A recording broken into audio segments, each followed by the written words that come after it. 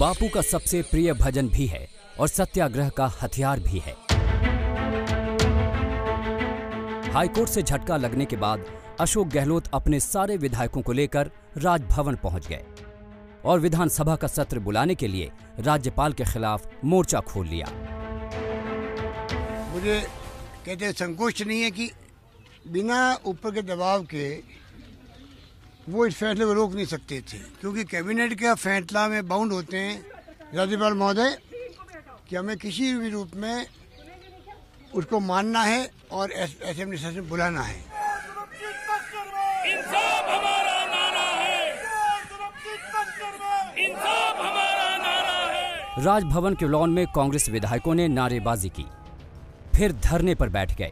भूख लगी तो बिस्किट का आनंद लिया, लेकिन डटे रहे। बेसब्री बढ़ने लगी तो राज्यपाल घर से बाहर निकले और विधायकों से बातचीत की। उन्हें भरोसा दिलाया कि मामला कोर्ट में है, लिहाजा कानूनी राय के बाद ही वो विधानसभा सत्र बुलाने का फैसला कर सकते हैं।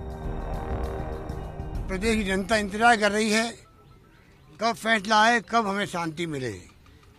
लोगों में बहुत आक्रोश भी है कि इतने दिन से कोई होटलों में बैठे हुए हैं, कोई हमारे साथी गए हुए वहाँ पर हरियाणा के अंदर बंधक बनाए हुए हैं। राजभवन में करीब 3 घंटे के सुपर सियासी ड्रामे के बाद कांग्रेस विधायकों का धरना खत्म हुआ और वो होटल लौट गए। लेकिन राज्यपाल ने अपने घर पर चले धरने पर कड़ी आपत्ति जताई और मुख्यमंत्री को चिट्ठी लिख दी। राज्यपाल कलराज मिश्र ने लिखा, आपने विधानसभा बुलाने की अनुशंसा 23 जुलाई को की। अभी मैं कुछ विशेषज्ञों से चर्चा कर पाऊं, उससे पहले ही आपने सार्वजनिक रूप से प्रेस के सामने ये कह दिया कि यदि आज राजभवन का घेराव होता है तो आपकी जिम्मेदारी नहीं है। मेरा आपसे इतना निवेदन है कि आप और आपका गृह मंत्रालय क्या राज्यपाल की रक्षा नहीं कर सकता है? तो राज्य में कानून व्यवस्था की स्थिति के संबंध में आपका क्या मंतव्य है? साथ ही ये भी बताएं कि राज्यपाल की सुरक्षा के किस एजेंसी से संपर्क करें। हाँ, आपका अधिकार है, आपकी कैबिनेट निर्णय करती है कि आप हाउस बुलाओ, तो निश्चित रूप से वो विचार करने का एक रास्ता कानूनी जो हमको दे रखा संविधान में वो है, लेकिन उसके पालन के लिए आप उनकी छाती पर बैठकर धरना दे करके एमएलए को ले जा करके उनको इस बात के लिए मजबूर कर रहे हो, ये एक तरह से संवैधानिक अधिकारों का दुरुपयोग कर रहे हो। दरअसल राजस्थान हाईकोर्ट ने जब पायलट गुट को राहत देते हुए स्पीकर के नोटिस को खारिज कर दिया, तब अशोक गहलोत के पास फ्लोर पर शक्ति प्रदर्शन के अलावा और कोई रास्ता नहीं बचा।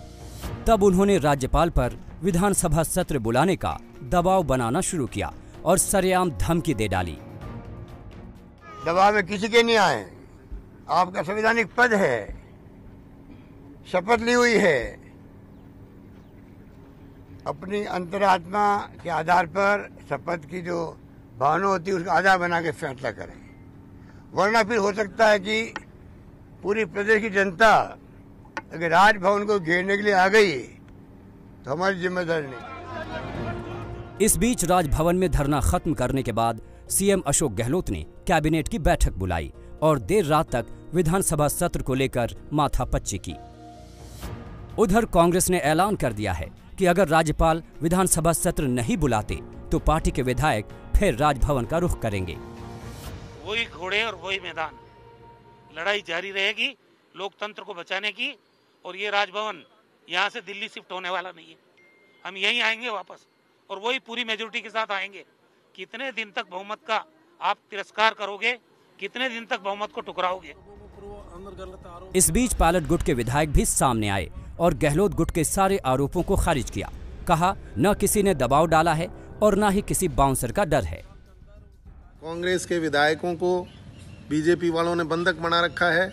मैं ये स्पष्ट करना चाहता हूँ, ना हमें किसी ने बंधक बना रखा है, ना हमारे पास कोई बाउंसर बैठे हैं, ना हम कोई बीमार हैं, ना हम कोई आंसू बहा रहे हैं, ना हम वहाँ आने के लिए तड़प रहे हैं। राजस्थान का सियासी ड्रामा अजब मोड़ पर है।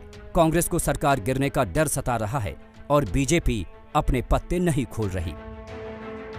बड़े अचंभे की बात है कि इस कैबिनेट सिस्टम में जब भी सरकार आग्रह करे कि सेशन की शुरुआत होनी चाहिए, तो उसमें गवर्नर साहब को कोई देरी नहीं करनी चाहिए। ये संविधान की बात है, संविधान की मर्यादा की बात है। इसमें सुप्रीम कोर्ट के निर्णय भी हैं। राजभवन का घेराव करेगी, फिर आप उसका दोष हमें मत दीजिएगा। मुझे लगता है कि ये लोकतंत्र की बार बार दुहाई देने वाले, अपने आप को गांधीवादी कहने वाले लोग, व्यक्ति को इस बात के ऐसा कहना शोभा नहीं देता। किसी भी संवैधानिक पद की अपनी मर्यादा है, उस मर्यादा को बनाए रखते हुए आचरण करने की जिम्मेदारी हम सब की। दरअसल अशोक गहलोत को डर सताने लगा है कि कहीं ऐसा न हो कि फ्लोर टेस्ट में देरी हो तो 2-4 विधायक हाथ से खिसक जाएं। दूसरी ओर होटल में विधायकों के टिके होने से सरकार की छवि भी खराब हो रही है। शायद यही वजह है कि वो विधायकों के होटल में कैद रहते ही सरकार का दम साबित करने के लिए बेताब हो रहे हैं। शरद कुमार, जयपुर,